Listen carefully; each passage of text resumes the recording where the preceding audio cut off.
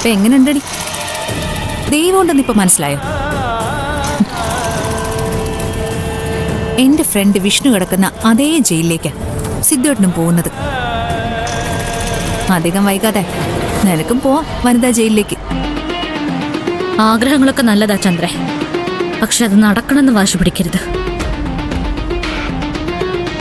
നീ എന്താ കരുതിയത്? ഈ വിധി ന്യായം കേട്ടാൽ ഉടനെ ഞാൻ ബോധം കെട്ട് വീഴുന്നോ? ഏത് വലിയ ദുരന്തം വന്നാലും അതിനെയൊക്കെ നേരിടാൻ തക്ക ബലം ഉണ്ടടി എന്റെ ഈ മനസ്സിന്. എന്റെ സുധിയേട്ടൻ മരിച്ചപ്പോ തൊട്ട് ഞാൻ കാണുന്നതാ തിരിച്ചടികളുടെ ഒരു പരമ്പര. കുലുങ്ങില്ലെന്ന്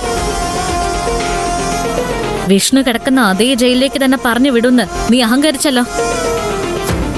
നിനക്ക് ഇതുവരെ വിഷ്ണുവിനെ പുറത്തിറക്കാൻ പറ്റിയോ?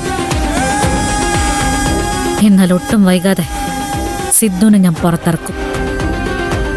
നീ കണ്ടോ? ശ്രമിച്ചു നോക്ക്. സെഷൻസിന്ന് പോലും ജാമ്യം കിട്ടില്ല. ഹൈക്കോടതിയിൽ പോയിന്റ് വരും. അപ്പോ സമയം ഒരുപാടങ്ങ് കഴിഞ്ഞു പോവും.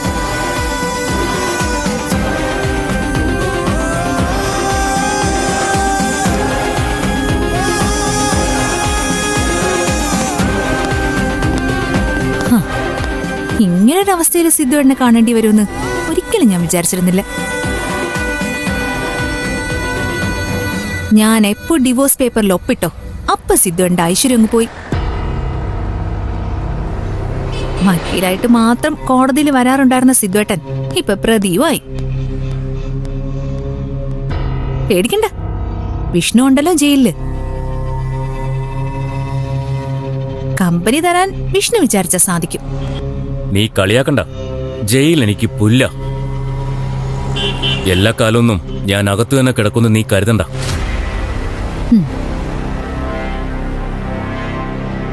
ഇന്നല്ലെങ്കിൽ നാളെ ഞാൻ പുറത്തിറങ്ങും.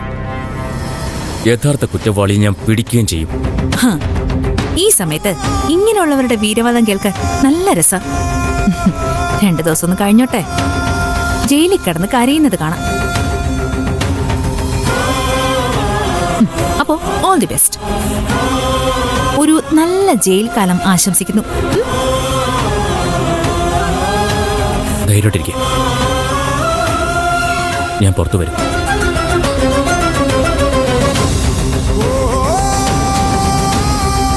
നടക്കുവല്ലേ? വിളിച്ചോണ്ട് വാടോ വേഗം. നടക്ക്. നടന്നോ.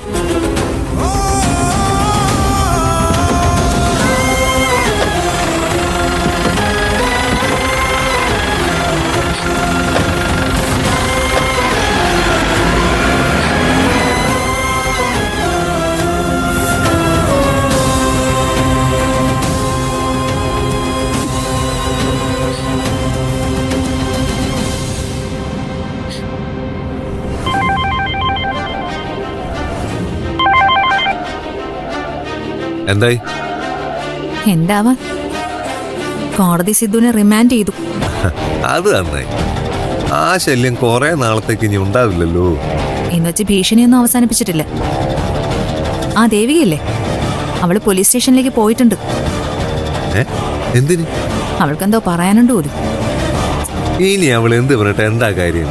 പ്രതിയെ റിമാൻഡ് ചെയ്ത് കഴിഞ്ഞില്ലേ?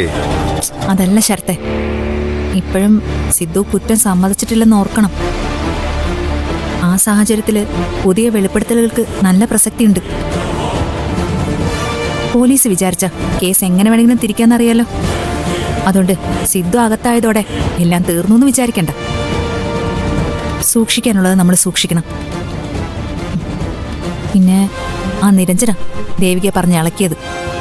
അയാളൊരു ശല്യമായിട്ട് മാറിയിട്ടുണ്ട്. ആവശ്യമില്ലാത്ത കാര്യങ്ങളില് അയാൾ കയറി ഇടപെടുന്നു. ഇങ്ങനെയൊക്കെയാണ് പോക്കെങ്കിലേ അടുത്ത പണി കിട്ടാൻ പോന്നേ നിരഞ്ജനായിരിക്കും. മണ്ടത്തരൊന്നും കാണിക്കണ്ട ശരത്തെ. സിദ്ധു അകത്ത് പോയത് തന്നെ വലിയ കാര്യം. ഇതൊരു ഷോക്കായിരിക്കും എല്ലാവർക്കും. ആ ഷോക്കിൽ നിന്ന് പെട്ടെന്നൊന്നും ആർക്കും രക്ഷപ്പെടാൻ പറ്റില്ല, പ്രത്യേകിച്ച് ദേവികയ്ക്ക്. അവള് പതുക്കെ തളരാൻ തുടങ്ങും. തളർന്ന അതിന്റെ ഗുണം എനിക്ക്. എപ്പോഴും സ്വന്തം ഗുണം മാത്രം നോക്കിയാൽ മതി. മറ്റുള്ളവർ ഇവിടെ തീ തിന്നാ ജീവിക്കുന്നത്. നമ്മുടെ എല്ലാ പ്രശ്നങ്ങളും തീരും ശരത്തെ. കുറച്ചുകൂടി കാത്തിരുന്നാ മതി.